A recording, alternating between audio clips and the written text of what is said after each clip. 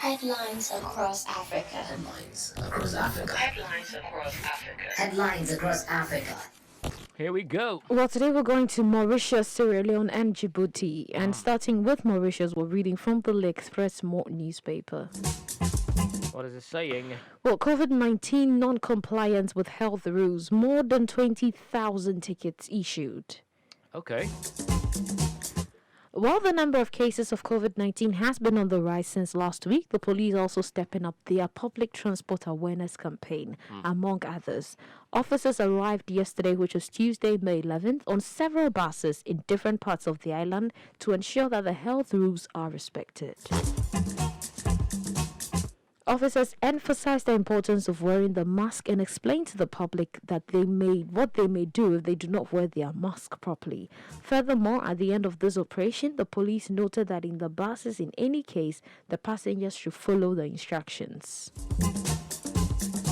Now, this is not always the case elsewhere. For during the day yesterday, 138 people were arrested for not wearing the mask, while 6 people were ticketed for breach of temporary restriction on movement order in red zones. It should be noted that since 10th March, 7,318 tickets have been registered for non-wearing of mask, while 13,392 tickets for breach of temporary restriction of movement order have been issued. Now you face up to a fine of 500,000 rands or up to 5 years in prison for these offences. For not wearing a mask. Yeah. Yeah. 5 years. Yeah. Well, if that is what it takes, to get the people to actually wear the mask. Oh yes.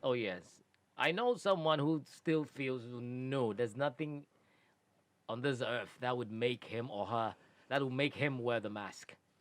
Yes, and there are others like him. And I think it's not about you, it's about the other person. That's the thing. Yesterday, it's not about you. Yesterday there was this police If you want check. to contract COVID and join your ancestors, yesterday there was okay. this police check on the road, and Yep. I thought they would be checking for masks as well. And I got there, and the officer himself was not wearing a nose mask. Apparently, this is supposed to be a law. Yeah.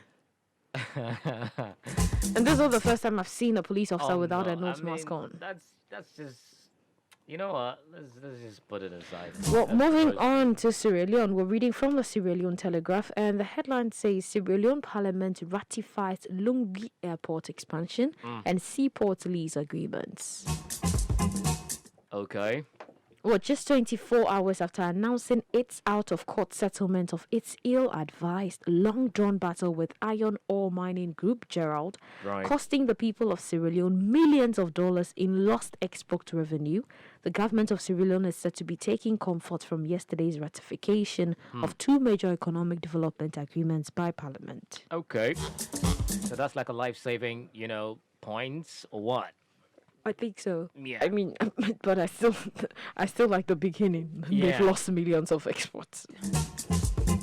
Okay. They've lost millions of exports? Well, they lost millions of dollars in lost export. I mean, they took this thing to court, so it's in court, in and out of court settlement it with went an in oil. favor of Sierra Leone. Did it? No. No, Sierra they Leone actually lost. they lost it, but then they are taking comfort because they've been able to. The parliament did ratify 2 major economic development. That is the seaport and then the airport. But why are you happy about the losing? Of No, I'm still saying I'm taking note of the first one because I mean, Oh, right. I wouldn't want to say because you've actually gained notification for this or that. Let's not forget you did lose the millions in the first Yeah. place. You lost them. That cannot bring solace entirely, right? It doesn't. It doesn't. Okay. It doesn't. So this is like trying to just blind the people with something. Oh, don't worry, we have this one. You don't have anything. The bigger cake is gone. So far gone. Well, members of parliament yesterday debated and unanimously ratified amendment to an agreement signed by the government to expand the Lungi International Airport, as well as its agreement granting leasing rights to Kingo Railway for the use of the seaport to transport iron ore from the country. Okay. Presenting the Kingo agreement to MPs, Minister of Mines and Mineral Resources Timothy Kaba said the government stands to gain $2.5 million from the port leasing agreement, as well as other economic spin-offs.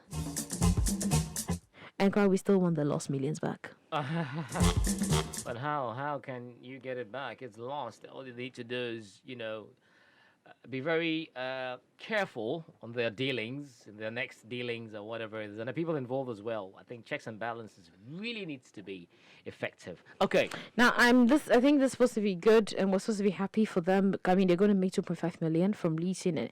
One thing, though, I'm just thinking for me is raising red flags, because we've seen too many of these things happen in different countries. Is the acting leader of the opposition, Ibrahim Ben Kagbo, MP, actually called for a speedy conclusion of the airport expansion project, and he described Suma, which is the company to handle it, as a trusted company. Okay. We're familiar with this scene. Now, I wouldn't want to believe that Ibrahim Ben Kagbo actually has a stake in that. Or Suma is probably a shell company for something he is in charge of. No, he's on the opposition, right? Yes. Leader of the opposition. So, it's going to be, unless there's something... Please, whether trusted or not, I don't think the parliament should speedy conclude anything. They should due diligence should be done so that if corruption takes place along the line or there's misuse of funds, they should know who they can hold to court and who they can actually hold accountable. That's true. Accountability. Okay, that's great. And finally, we're going to Djibouti. I like the name. Where we're reading from the La Nation newspaper. And the headline says CNC reports on April 2021 presidential election. Okay. Now, accompanied by the members of the CNC, the president of the National Communication Commission, Olufa Ismail Abdel, yesterday presented the Minister of Communication in charge of Post and Telecommunications, Radwan Abdullahi Badon, with a detailed report on the conduct of the presidential election, which took place on 9th April 2021.